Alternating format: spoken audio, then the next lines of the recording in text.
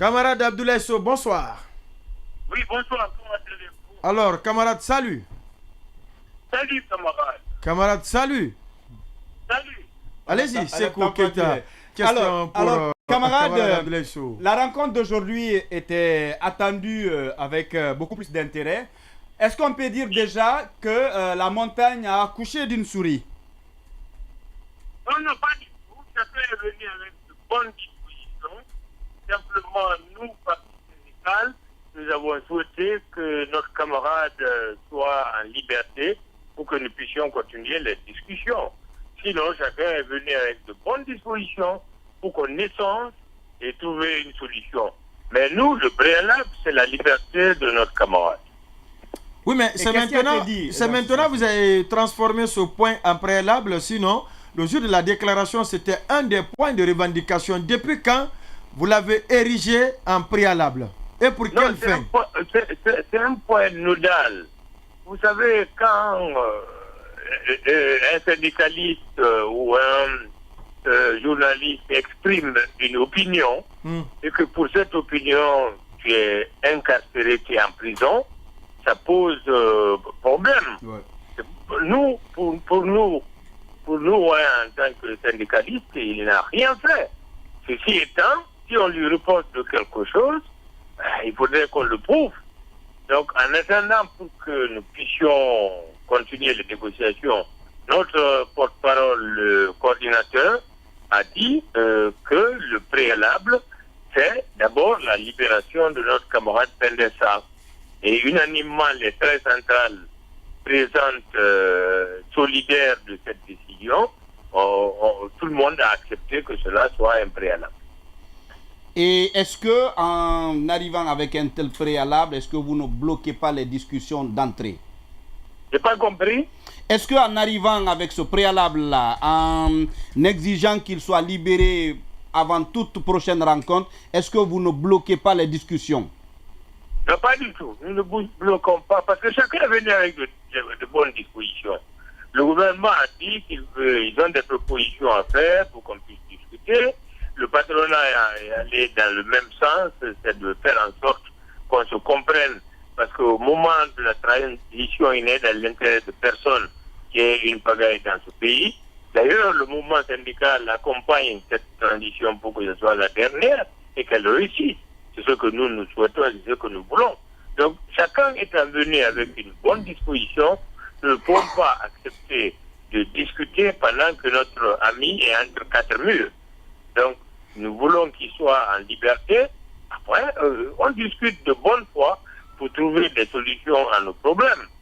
Parce que les problèmes que nous avons posés, c'est des problèmes qui ne sont pas des montagnes, qui sont solubles. Donc, nous avons estimé qu'en libérant notre camarade, nous pouvons nous asseoir pour parler du respect du protocole signé au niveau sectoriel, au niveau national, parler de l'Internet, parler du brouillage des ondes. Donc, on allait aller dans le sens d'échanger en toute responsabilité pour trouver une solution idoine qui satisfasse l'ensemble des parties. Vous dites que toutes les parties sont arrivées avec de bonnes dispositions. Et ça veut dire que vous attendez à ce que le gouvernement, les autorités accèdent à votre préalable avant l'expiration du préavis de grève. C'est-à-dire le 17. Je pense que ce sera ainsi. Parce que quand les représentants du gouvernement sont venus, ils ont manifesté leur bonne foi. Ils ont exprimé en faisant des propositions. Mais nous avons dit que pour aller dans le sens de ces propositions, il faudrait d'abord que préalablement notre ami soit libéré. Imaginez quelqu'un en prison. Moi, j'ai été prisonnier, vous savez. Donc, je connais les conséquences d'être entre quatre murs. Donc, nous voulons d'abord qu'il retrouve sa liberté et sereinement, de manière pacifique, on s'asseye, on discute, on trouve solution pour éviter qu'il y ait blocage. Maintenant, au cas où vous n'êtes pas satisfait sur le premier point, c'est-à-dire le préalable, jusqu'au 17, vous ferez une autre rallonge pour donner une seconde chance aux autorités ou qu'est-ce qui va se passer? De toute façon, nous avons jusqu'à vendredi pour discuter. Et moi, je ne peux pas aujourd'hui dire si on ne s'entend pas, voilà ça. Moi, je trouve que toutes les parties sont disposées à discuter et à trouver solution. Parce que personne n'a intérêt qu'il y ait trouble dans ce pays à ce moment précis où nous avons beaucoup de problèmes à gérer. Je pense que ce n'est l'intérêt de personne et il faudrait qu'on aille au bout de cette transition pour qu'elle réussisse. Donc, la bonne foi des uns et des autres peut participer aujourd'hui à résoudre ce problème sans qu'au bout, il y ait conflit.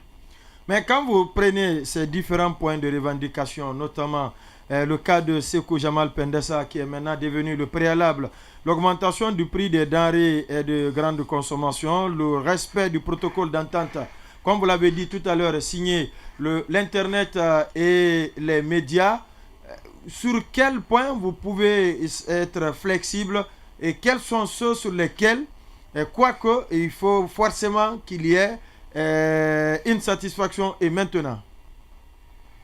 Vous savez, par exemple, le point concernant le respect du protocole d'accord, là-bas, il n'y a pas de problème. Quand vous signez un protocole d'accord, ça fait force de loi, chacun doit appliquer. Oui, mais s'il n'est pas appliqué, il y a problème. C'est pourquoi vous le remettez dans la gibecière. Non, c'est parce qu'on estime qu'il n'a pas été respecté en partie. Donc il y a problème. Non, je pense que, étant donné que c'est un accord qui est signé par les trois parties, le gouvernement, le patronat et le syndicat, chacun voudra alors, d'ailleurs, le patronat l'a manifesté, il faudrait que ce qui est signé soit respecté par chacun, parce qu'il ne sert à rien de s'asseoir 2 jours, 3 jours, 4 jours à discuter. Vous signez quelque chose, vous ne respectez pas, ça veut dire qu'il ne fallait pas s'asseoir. Ouais. Les autres points, on peut encore échanger et trouver solution. Quand il s'agit du panier de la ménagère, on dit que le prix est monté sur le marché international aujourd'hui, c'est vrai. Non, mais par rapport aux échéances à venir, le mois de Ramadan, et les difficultés qu'on a actuellement, l'État peut faire des efforts. Donc on peut discuter à ce niveau et on peut trouver solution également. Pour ce qui concerne les ondes et l'Internet, tout ça, c'est des sujets qui peuvent être discutés et auxquels on peut trouver solution. Alors, si vous permettez, ce qui est... Moi, je suis optimiste que solution sera trouvée autour de la table sans qu'il y ait problème. En tout cas, c'est le souhait émis par tout le monde. Maintenant, puisque quand on parle de médias, on parle forcément des associations de presse. Est-ce qu'à date, vous bénéficiez de leur accompagnement, de leur soutien, puisque le combat que vous menez, il est le leur? Oui, mais ils étaient là-bas, ils étaient représentés, tout le monde est représenté. Non, je ne parle pas des médias qui sont venus couvrir, mais les associations de presse. Bon, nous nous estimons dans notre esprit que le combat que nous menons est un combat d'ensemble. C'est un mouvement d'ensemble.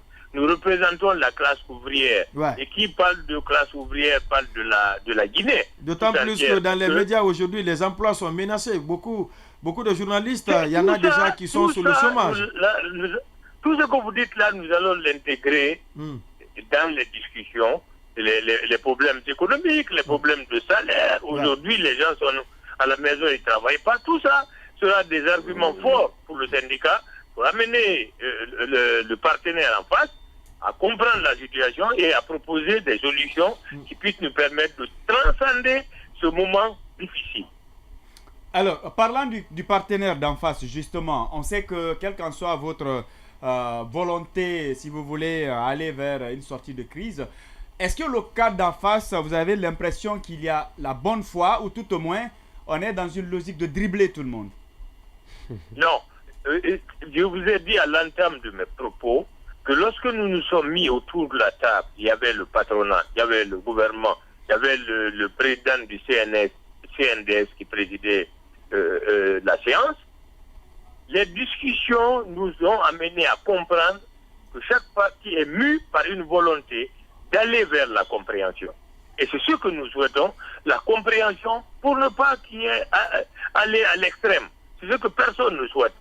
Et les partis ont manifesté, je vous ai dit, chacun sa bonne foi d'aller dans ce sens-là, d'apaiser les discussions et de trouver des solutions qui satisfassent l'ensemble des parties. C'est cela. Oui, Monsieur Sow, hier à la télévision nationale, il y a un reportage qui vous a été consacré, vous et le camarade Souma, parlant de mouvement syndical. Ce n'est pas anodin dans un contexte qui intervient à la veille d'une rencontre entre vous et le gouvernement que la RTZ vous consacre un élément. Est-ce que vous comprenez ce qui pourrait être amené à douter de votre engagement à aller jusqu'au bout? Qu'est-ce que vous promettez? Est-ce que cette fois-ci vous irez jusqu'à l'obtention véritablement des points que vous revendiquez et qui sont légitimes? Bon, j'avoue que votre constat pour moi n'est pas tellement fondé. Nous sommes une centrale syndicale, l'USTG, à laquelle est affilié le SLEG. Le SLEG et la FESABA qui ont participé à la création de cette USTG-là. Il vous souviendra les Louis Mbemba Souma, les Ibrahima Fofana, les Soirées et consorts qui ont participé, ces grandes personnalités qui ont participé à la création de l'USTG. Donc, vous comprendrez mal que notre PAN, qui est le SLEG, organise son congrès au Palais du Peuple, congrès auquel a participé toutes les représentations de la République de Guinée. Et moi, secrétaire général absent du pays, il fallait que je mobilise le bureau exécutif national de l'USTG pour que nous venions les voir, leur apporter notre soutien total dans le cadre de l'unification du SLEG aujourd'hui. Donc, nous étions venus simplement, ce n'est pas lié à ce préavis de grève, nous étions venus pour leur apporter notre soutien total. Aujourd'hui, moi, personnellement, syndicaliste, je suis confiant que les discussions que nous avons entamées aboutiront à des solutions qui permettront d'améliorer substantiellement les conditions de vie et de travail des travailleurs guinéens et permettre à la Guinée de continuer à gérer cette transition dans la paix, la quiétude, la sécurité. Non, vous n'avez pas bien compris ma question, même si vous avez quand même répondu. Le constat, c'est que vous avez vu à la veille de cette manifestation pour laquelle Pendessa est en prison, le porte-parole du gouvernement est sorti à la télévision nationale présenter les associations de presse comme le côté bon de la presse et le syndicat comme étant le côté négatif. Et l'objectif, bien sûr, était de créer une division à l'intérieur. À la veille d'une rencontre avec vous, qu'on ait sorti un élément pour vous présenter, vous, en tant que syndicaliste, vous savez bien la guerre qui existe entre les deux. Vous ne niez pas l'existence de deux SLEG. Je demande, est-ce que cela ne pourra pas affecter l'unité d'action qui devrait être la vôtre pendant ce combat-là? Est-ce que cela n'affecte pas? Est-ce que vous prêtez attention à ce jeu-là auquel le gouvernement pourrait se prêter? Non, ça ne pourra pas affecter. Je vous ai dit que notre rencontre était liée au fait que nous venons apporter notre soutien. C'était pas lié, c'était programmé il y a longtemps. Donc, ça n'a aucun lien. Et aujourd'hui, le mouvement syndical guinéen est soudé à jamais. Nous sommes solidaires de toutes nos actions. Nous sommes ensemble les 13 centrales syndicales. Voilà. Le camarade Abdoulaye Sow, merci d'être passé dans cette émission. Merci beaucoup. Maintenant, la toute dernière question, si vous n'êtes pas parti. Alors, puisque vous avez claqué la porte, à quand le prochain rendez-vous, la prochaine rencontre?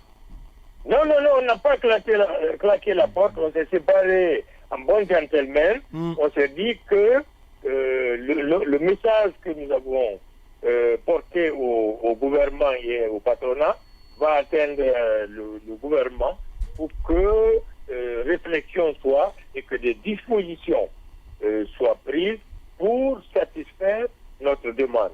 C'est tout. Mais on s'est bien quitté. Simple. Maintenant, le prochain rendez-vous, il n'est pas fixé?